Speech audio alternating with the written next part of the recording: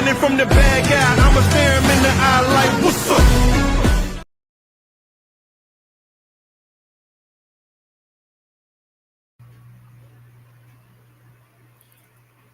Hello, everyone. Hello.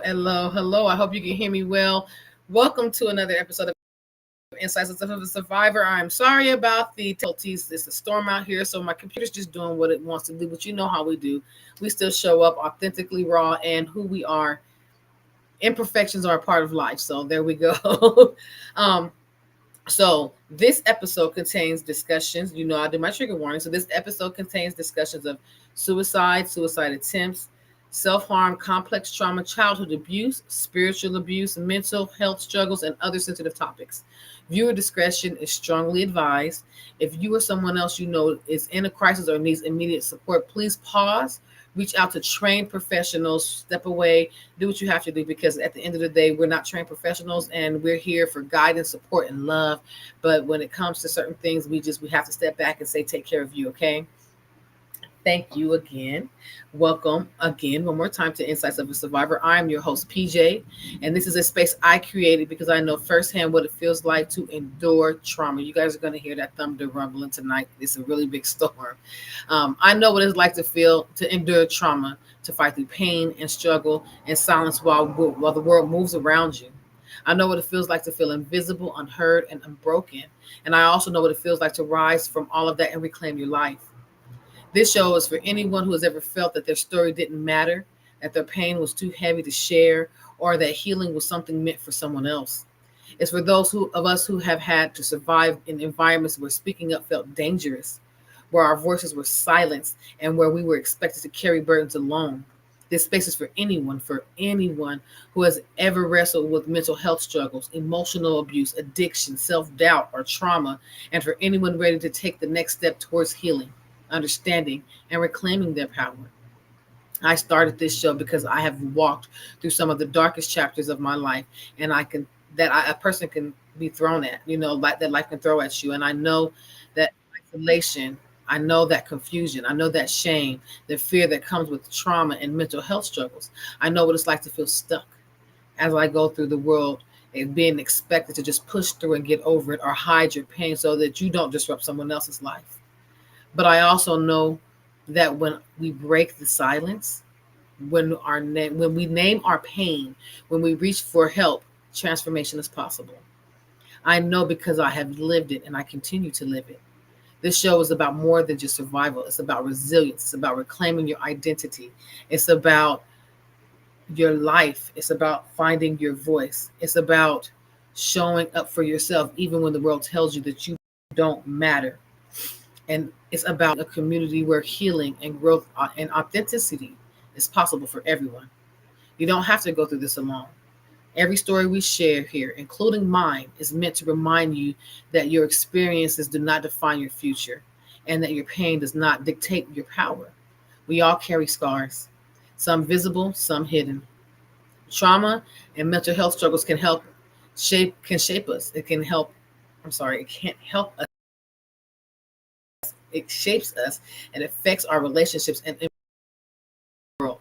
But we also have the capacity to turn that. We have the ability to take the lessons that we've learned the hard way and use them to empower ourselves and others. And that's what Insights of a Survivor is about. It's about uncovering those truths, sharing those lessons, and finding strength in shared experiences of survival and growth. So if you're here, you've already taken the first step. You're listening, you're present, and you're ready to witness real stories of resilience, healing, and transformation. This place is a place to learn, to reflect, and to feel seen. This is a space to honor your journey, to acknowledge your struggles, and to find courage to rise again. So you're in the right place. And I'm so honored to welcome today's guest of Insights of a Survivor. I am honored to welcome Miss Tabitha, a writer, a speaker, a Christian influencer, and a best-selling author of Jesus and Therapy, bridging the gap between faith and health. She is a passionate advocate for mental health awareness and in the Christian community, and has built a supportive platform of over 50,000 people who are open about faith and mental wellness. Tabitha's work centers on breaking the stigma around mental health, helping others reclaim their voices, and creating safe spaces where healing and faith can coexist. She has dedicated her life to showing that it's possible to navigate trauma, overcome incredible challenges, and turn pain into purpose while inspiring others to do the same. So I'm so excited to have this conversation where we'll dive into resilience, faith, healing, and lessons that can help us in our own journey. So please help me in welcoming Miss Tabitha Yates. Thank you so much. Let me bring her on. She's backstage waiting for me to do my ramble. Might take a minute, you guys. Computer's not. And hi, Miss Tabitha. Hello. How are you? I'm So here. how are you're here. I get it. I have those days. I'm here too, and I want to thank you so much for tuning. For showing up for us today. I'm here too. It's just one of those days. um, so I'm just gonna jump right in it. You've turned some of your hardest parts from the hardest parts of your life into a story that's helping thousands. What made you decide it was finally time to share your journey publicly? Ooh, it did not come without difficulty. I was resistant at first to talking about it because I was still very much in a community where my silence brought me peace. And so realizing that it would bring extreme discomfort, it would bring a lot of pushback, that I was just going to kiss my comfort zone goodbye by bringing stuff that had really been in the darkness my whole life into the light was a huge challenge. I didn't necessarily want to do that, but I very much felt tasked by God to do that. And it was just one of those things where I started talking a little bit at a time, just testing out my voice. And it was a whisper at first. And I was always trembling. I was always scared of backlash, what family members would say, past church members. I was always kind of looking over my shoulder.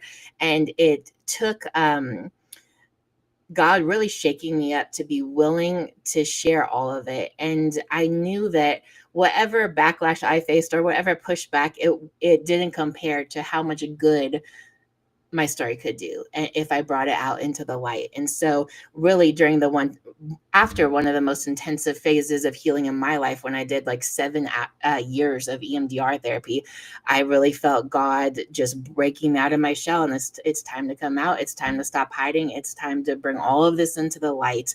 And so it was really a faithful pursuit of God calling me to do something that I didn't feel ready to do, but it took a lot of boldness. It took a lot of courage and just being willing to accept whatever would be by me saying all the hard parts. Yes, I mean that's wonderful, and that those things are so scary. You're called to do something that you're supposed to do, but the scariest part is just to get started, to believe in yourself. So I understand. Thank you so much for that. I mean, that was beautiful. You've talked about a suicide attempt at just 15 years old. What was going on through your mind in that moment, and what helped you to begin to rebuild from there? I had just due to so much childhood abuse, I had become depressed at a really early age. I mean, 11 or 12, I was in a deep depression. So by the time I was 14, I mean, all I thought about was ending my life. And the reason being was that there was not a safe space to process my pain or even name it or say it out loud. I was experiencing abuse at home. I was experiencing abuse at church. And so all the safe adults that should have been exist for me. And so it was a really difficult situation for me to think that there would ever be any escape. I couldn't see an escape. Everything about how I approached life was wrong. I was told my depression was wrong. My anxiety was wrong. I was sinning. I was doing something wrong to bring to my life. Not that it was an aftermath of horrific abuse and continued abuse. And everywhere I turned, it felt like a dead end. It felt like it would never get better. I would never be safe. I would never be heard. And all the places that, again, should just be a safe space for you were not. And so by the time that I finally reached out for help and was like, I'm going to do this. And I told people that was my plan to end my life. the responses were so heartbreaking to, again, a 15-year-old that God has washed his hands of you, you're beyond reaching, directing the blame at me, and at this perceived the weakness and lack of faith why I was suicidal. And so it took everything within me to reach out for help. And then I just shut down. I was like, there's no way out of this other than death. And so I was sitting at a church service, and I cried every minute, the entire service. And I walked out knowing I was never going to see these people again. And I ended up overdosing directly following a church service. And that the depths of my pain and how unseen it was, that I didn't see another avenue to walking through it. And so that was really my mindset, is that this is the only escape from this. And I was not allowed to seek therapy. I grew up in a mindset was that we don't do that. All you need is Jesus, that, and so even a Christian therapist, I was not allowed. And so just hampered from getting help from my trauma at every turn. And it just became, just an overwhelming pain that I didn't feel like I could live with anymore. Oh my God. I first want to say, I'm so sorry. Putting it out there, I'm a PK. So I know firsthand what it's like for them to say, take it to Jesus. Take it to Jesus. I want to die. Take it to Jesus. You're going to go to hell. Or you take it to Jesus. So I do know that firsthand. And I just want to say, I'm so sorry. I know that I didn't do it, but I'm so sorry that you had to go through that, because it does test your faith. Yeah. Is this what God put in store for me? Yeah. And it's not him, it's the people. Sometimes people don't understand. And it's not that they're necessarily bad people. Sometimes people just don't understand. When you're so faith driven, sometimes you have those blinders on, and it's hard to take those off with what's been working for you for so many years. But to give such a harsh response to a child, I've been there from my church family. So I'm so sorry that you had to go through that. And I just want to say you're not alone in that. It's something that is being worked on. From what I know, it is being worked on in the Christian community. It is something, and it's mostly our elders. If you grew up the way we grew up, you guys, our parents was like, rub some dirt in it, get over it, pray about it. That's it. So Yeah. Thank you for sharing that. Exactly. It's not easy, and I'm so sorry that you went through that, because it does make you feel alone when the people that are supposed to protect you are the same ones that are shaming you for what you're going through. So right. Yeah. But you did mention that complex trauma can literally change your brain. How did learning this shape the way you understood yourself and your healing process? Well, I am no expert, but I was just recently at a conference with Dr. Amen, and he was showing the different brain scans of, from people that have gone through abuse and have not, who have gone through trauma and have not. And I don't even want to imagine what my brain looks like, but I know that it fundamentally changed my core beliefs about myself, about how I related to people and Jesus and safe people. And so for me, a lot of learning about the things I couldn't have helped, I couldn't have known, I couldn't respond differently at the time, that was a huge thing for me, to be able to have grace for myself, because so much of the healing process, it can be so discouraging at times, and it can feel just insurmountable. But I do know healing is possible, and I do know that literally changing the brain chemistry is possible, and that after intensive healing and really walking through it, I can see the differences in how I react to things and how I approach things and what my response time is to things, and just watching the healing I've done play out in real time and see the difference of who I am, how I respond to my children, how I respond to trauma and hardships. It is possible to start rewiring that and changing it through really hard work. But that gave me a level of grace for myself that I did not previously have. Just like, man, why can you not fix it? Why can you not figure this out and do it better?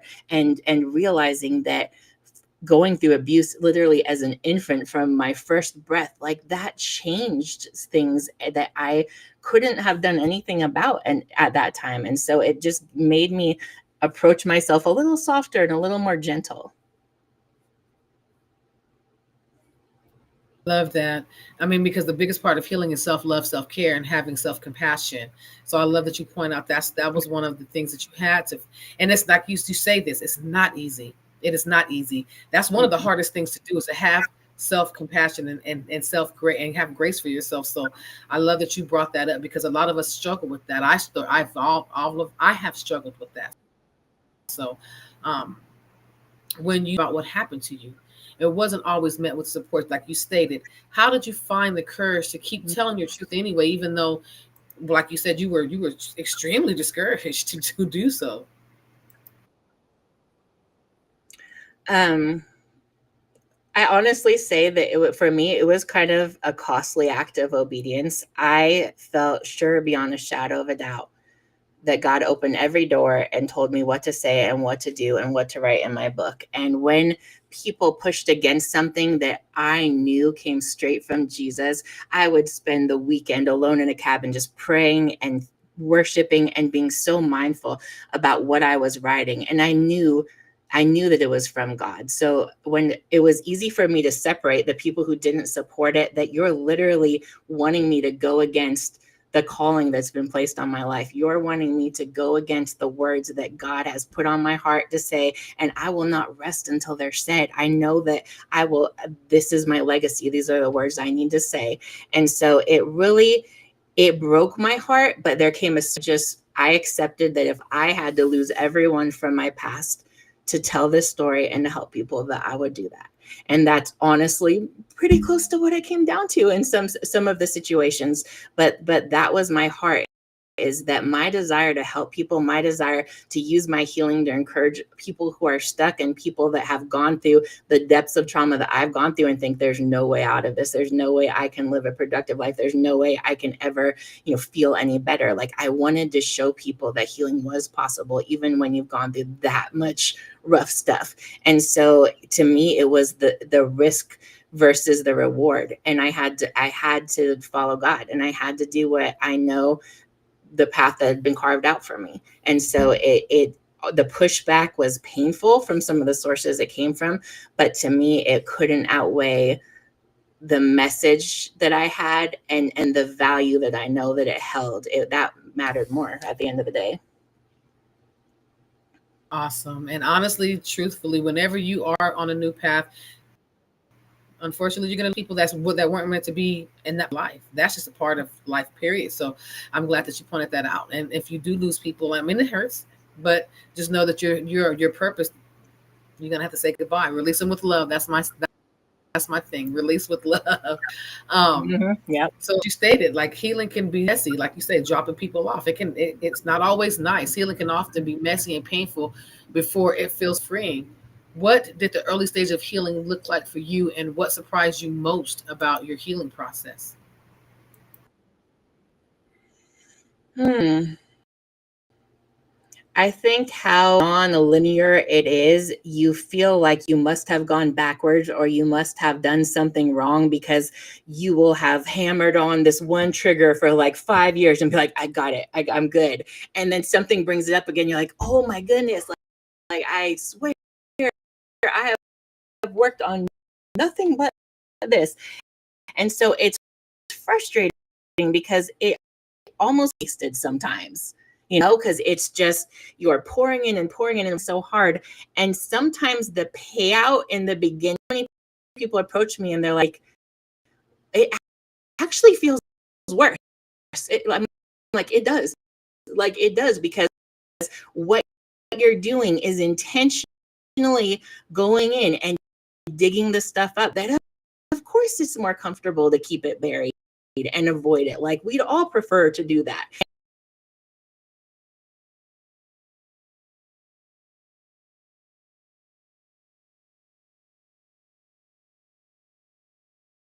It's it's tremendously.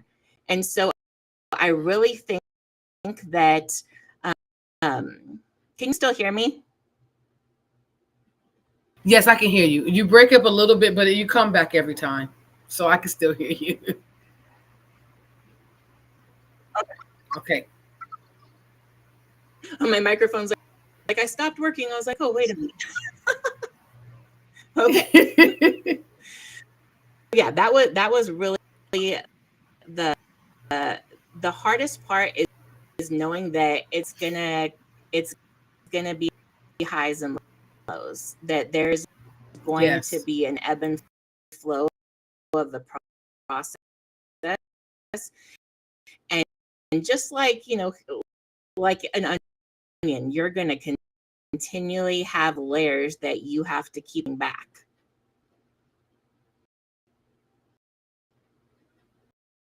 Yeah, yeah. That I love. You're like the second guest that I've had to express the fact that healing is not. It's not linear. It's not easy. It's messy. It's everywhere. And I love that you express because, but it's worth it. It is. It's definitely worth it. And You I still there? can't it enough. Is this sometimes we have to. I'm still here. Can you hear me? I'm still here. Hi. I think I froze. Can you hear me? It's the storm. Hold on, let me see if I can get the private chat up. Can you hear me?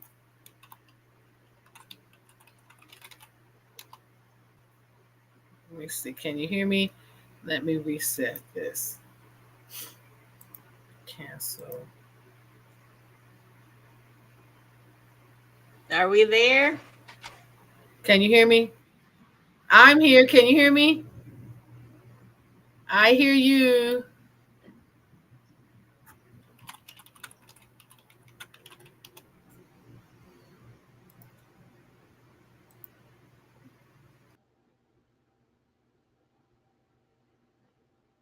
We're totally frozen on my end, so I'm not sure.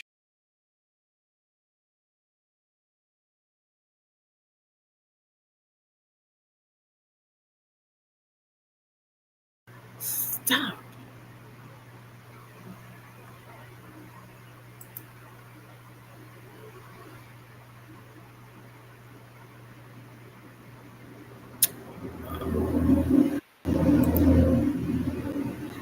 It's the storm. I'm sorry. I had to refresh, but thank you for hanging in there with me. I was sending you private messages saying, telling you I'm still here. But what I was saying was that I do appreciate the fact that you expressed, 'cause I heard everything you said, that healing is messy. Okay. It's all over the place. It's not linear. It's not easy. It's not straightforward. And that's a lot of things that people have to understand about this journey.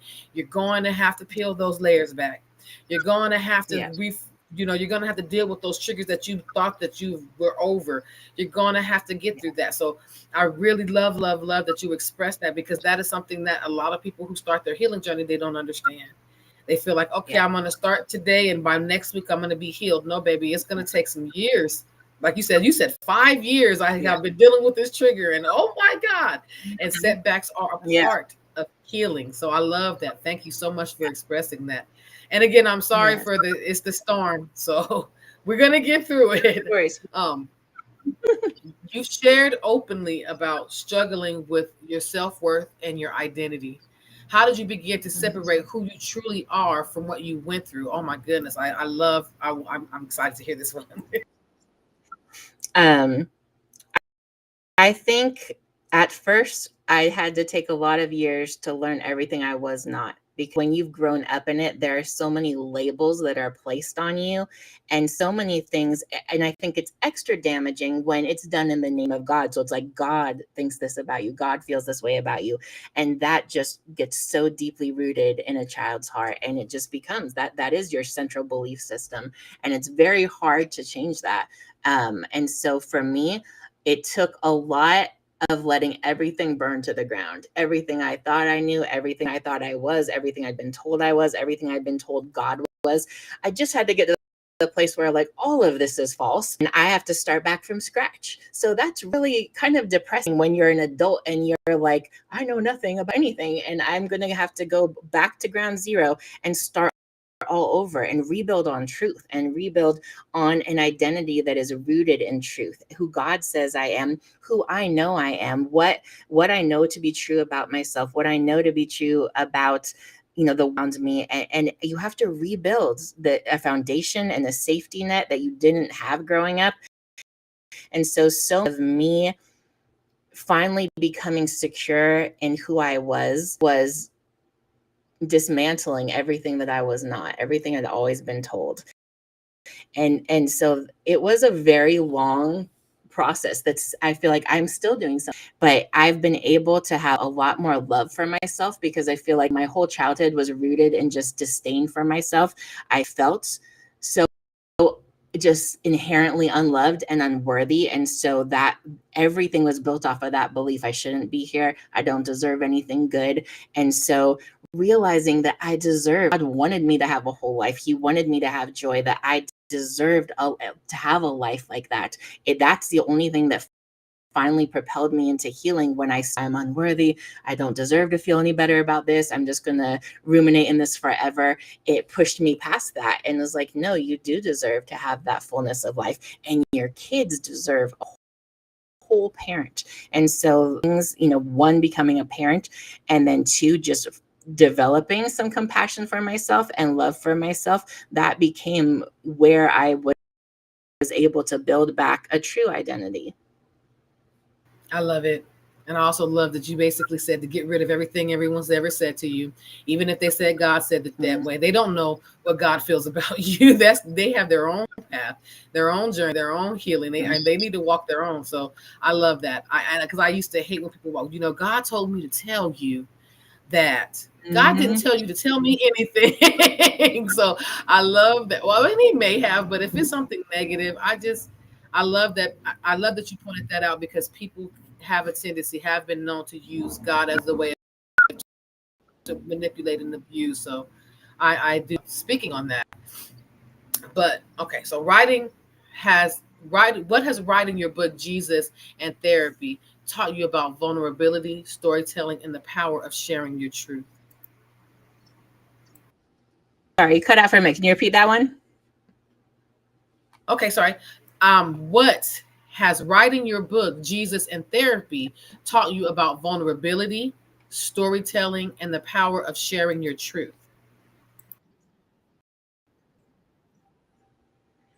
For me, it's the power of just reclaiming my history and my story and it being turned around and you're good. There was so much in my life that I didn't feel like was worth sharing, that definitely was worth emulating. And so the process of writing the book, it enabled me to go through a third and a fourth and a fifth healing process. It just continually refined the healing the more I was reflecting on things and being forced to reflect on them. But it really just brought me to a place where I really value with integrity. And that was very important to me, because when a lot of abuse is done to you, I do not have a vindictive heart. So my spirit in writing the book wasn't like, oh, I'm going to tell everyone's business and I'm going to trash everybody and finally get back at them. My heart was that I could lay my head on my pillow and know that I had told the story with the utmost integrity, that I had told the truth in a way that the only point was to tell what happened, not to drag anyone through the mud and not to make anyone look bad. And so it really mattered to me that it was the truth, though, because in my life I had been forced to sweep it under the rug to protect other people's reputation, my pastor, my elders, to make them look good. And I was finally like, I'm going to drag it all out and I'm going to pull it all out and I'm going to tell the truth, but doing so in a way that I feel like I did the right thing. And I don't have any regret. Question that I handled it appropriately and with kindness, mercy. And so I feel like it just refined me again and again through the storytelling process, through the writing process. It gave me continual opportunities to heal. And really my philosophy is I don't want to speak from a place of wounding. I want to talk about it when I have walked through healing enough that it's not painful to me to talk about. It's not triggering to me to talk about. I can say it in a way where I still feel perfect peace when I'm discussing all of that trauma and all those scenarios. And that's really the place I've been able to get to in my life, where it's not upsetting to me to keep on recounting these stories and reliving it, because I've walked through that much healing with it at this point. Beautiful. And it takes a lot of courage to even step into that path of sharing your story anyway. So I just thank you for, again, I think a lot of people for sharing their story, because no one understands how much courage it takes to step out on that and explore those parts of you that you, like you said, you want to, it's more comfortable to keep those to the side and not ever bring that up. So thank you so much for that. Um, you now have a community of tens of thousands of people following your work. How do you stay grounded and take care of yourself while holding Yeah. space for others' pain? Yeah.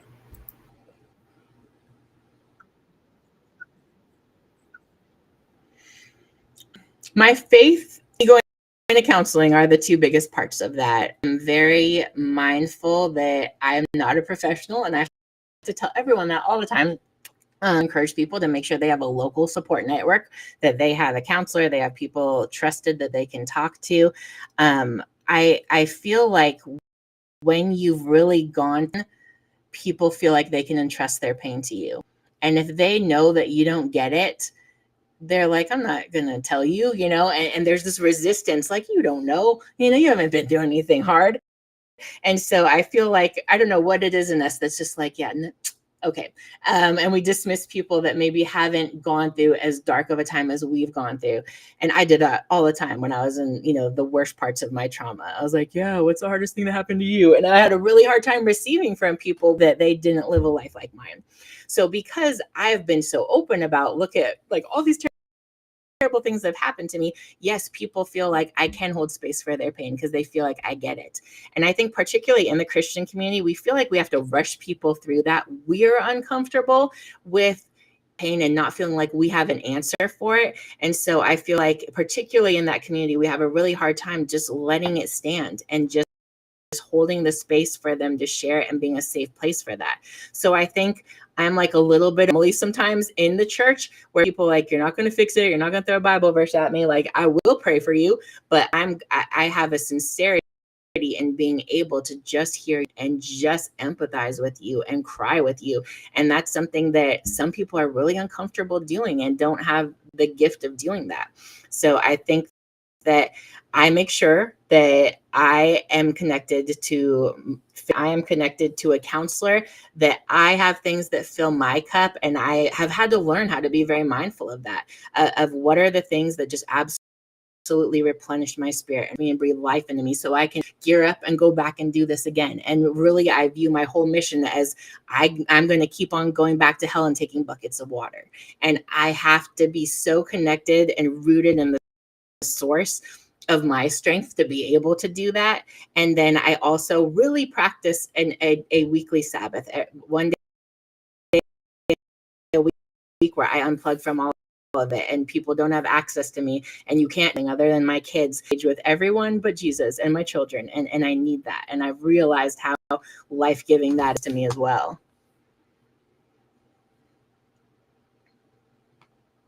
Nice. I love that self-care. So, because people who want to help, we have a hard time of taking time for ourselves. So you're allowing yourself that time. You have your counselor, you have your faith, and you have your day where you take care of just you and yourself and your family and your children. And I love that. So many survivors, they struggle with self-forgiveness. What has that looked like for you? What advice would you give someone who's still blaming themselves?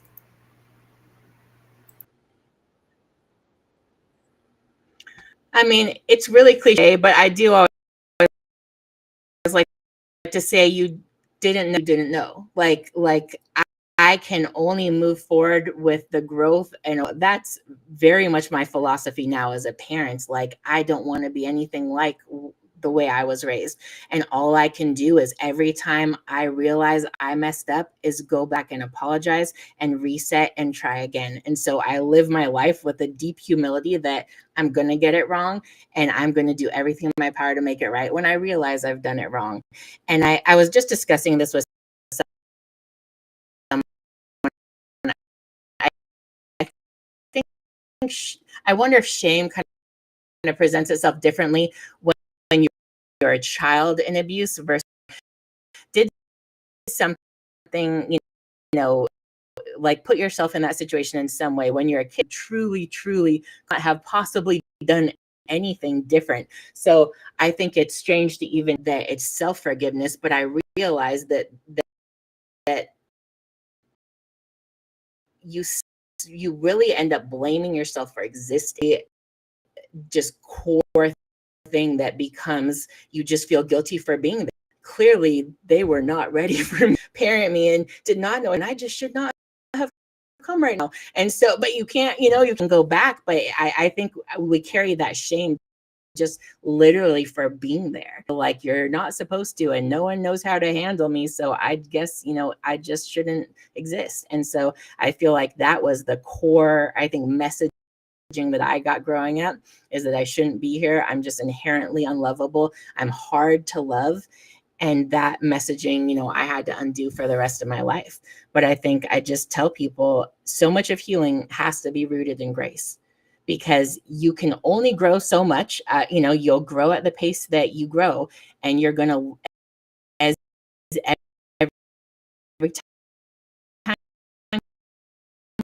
you learn something new and you learn how to do something different, all I do is I chase healing with everything I've got now. And I try to live with massive self-awareness. So myself pretty quickly, if I'm perpetuating a cycle that I don't want to pass on to my kid. That's all I can do. I can't change what I didn't know before, and I can't change the wounded parts of me that chose, some of these situations and relationships and got into these situations. And all I can do now is live from the most healed, mature part of me.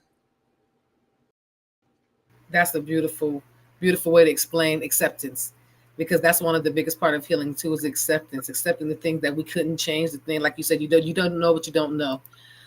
So that's the perfect way to explain that.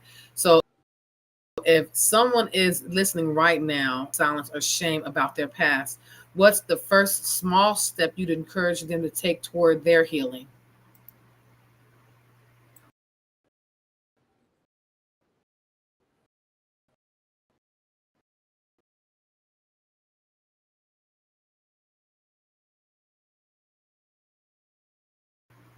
You didn't hear me? No.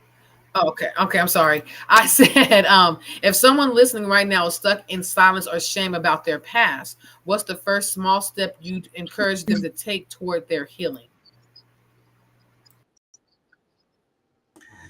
Um, I mean, I advocate therapy for everyone. Honestly, I think the world would be a beautiful place if everyone went to therapy. Is just learning to recognize that your lies in what your response is to what happened. You cannot take away. I could undo a lot of things in my life. All I can do is choose as an adult now that has autonomy now, that says, how do I shift and how do I move towards who I want? And so I think so much of healing I didn't have a choice, but now I can choose how I respond. I can choose to respond with resilience. I can choose to respond with grace. I can to make something good of it. And it's really hard when you live a life and come out of my story. I'm evidence of the fact that take those things, and he can turn those wounds into wisdom, and he can turn and position you in places where then your story is going to be that lighthouse to keep other people from the rocks that you did. And so I really just encourage people to start out slow, but start doing the work and realize that this part you control, this part you can do something about, and you can choose how you respond to the difficulties and the situations that you've been placed in, and the trauma that you're now facing. No one gets to take that away. You still have the choice and the power to pursue healing. God, that's awesome. That was beautiful. Thank you so much. So that was my final question for you, Miss Tabitha. But this was so powerful. Thank you so much for sharing and for being patient with me through these technical difficulties. I really appreciate you. Thank you so much. Your story is so how can they reach you? Her website is in my description, you guys. Please follow up with Miss Tabitha, because she is a powerful woman. I can feel your energy from here. Thank you so much. So, any final words that you would like to share with anyone, or how they can reach you? Just that, yeah. You guys can find me on Tabitha Yates, author, on Instagram, and then the Redeemed Mama dash Tabitha Yates on Facebook. And really, I never want people to stay in a place of hopelessness. I think it's so important to feel our feelings, but then to not get stuck in them, and healing makes it possible able to move through them, that you can recognize what happened to you, you can name it, you can feel the grief over it. But I don't want anyone to feel stuck in regret and that they've made certain choices and they can't move on from them, because I am a unicorn in my family, but my children will tell you how different I am and just through the generations of my family. And it's possible for one person to so massively shift the course that generations after you will not have to battle the things you battled because of you standing up for it now and chasing that healing. So just, there's always hope, and it's always worth it to chase after and pursue. That's awesome. Thank you so much, Miss Tabitha. So I'm going to go ahead and put you backstage, but I want to thank you one last time for being brave enough to come on here and talk about some of the most vulnerable moments in your life and how you've been able to uplift yourself. Thank you so much. Thank you. Oh, that was so beautiful. I love her energy. She was something that I needed to hear, because a lot of things she said resonated with me and what I've gone through in my life. So I'm just so grateful to have her on my show today. But before closing out, I want to ensure that everyone in need has access to real support in real time. If you are someone that you know is experiencing any type of mental health crisis, any type of suicidal thoughts or ideation, please reach out to organizations that can help. In the United States, you can, I don't know if it's not the United States, but they have a mental health crisis number 988. It's a suicide and crisis lifeline. You can call or text 988, or you can go to 988lifeline.org. There are people there available 24/7. Anyone who is in emotional distress, is having any type of suicidal thoughts, or in a mental health crisis. Also, the National Alliance on Mental Health, or NAMI, NAMI. You can call 1-800-950-NAMI or 1-800-950-6264. You could also text NAMI to 62640, or you can reach them online at NAMI.org/help. And they offer guidance, support groups, and education for individuals and families. So before we close out, again, I would like to thank you so much, Miss Tabitha, for sharing your story and your wisdom with us today. Your courage and your vulnerability and your dedication, it is beautiful in breaking the stigma surrounding mental health, and it's truly inspiring. I know your words will resonate with so many people as much as they has resonated with me, and remind all of us that we are not alone. So to everyone tuning in, I want you to take a moment and really hear this. Your pain does not define you. Your struggles do not disqualify you, and your past does not determine your future.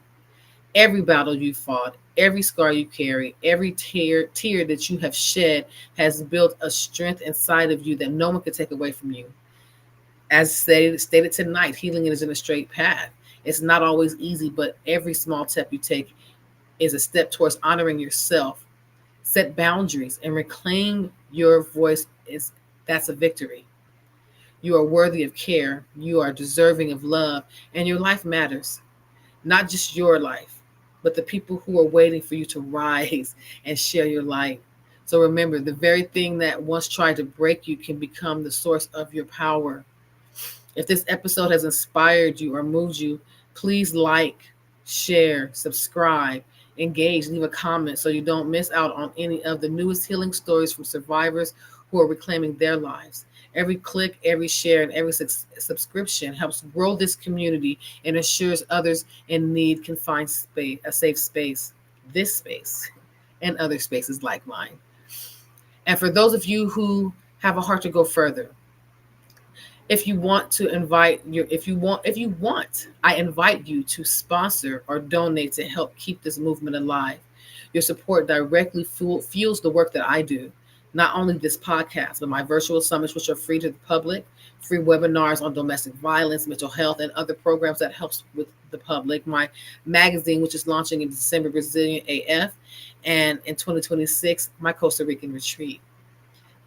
Every contribution ensures these opportunities remain available for those who need them most, including people who can't afford resources but deserve guidance, healing, and hope. You are helping build a community that once thought broken, giving others the support and tools to reclaim their lives. You can learn more about how to sponsor or donate by visiting www.supportsoulfulresilience.com. Every act of support matters, whether it's prayer, a donation, or simply sharing your story. You're a part of a movement that proves that survivors can rise, heal, and thrive. So thank you for being here. Thank you for showing up for yourself. Thank you for joining us in this work. Keep your head high and keep your heart open, and never forget that your story does not end in pain. It begins in power. Keep your head up, keep your heart open, and never stop fighting to heal and live free. Thank you. Well, look up. No more running from the bad guy. I'ma stare him in the eye like, what's up?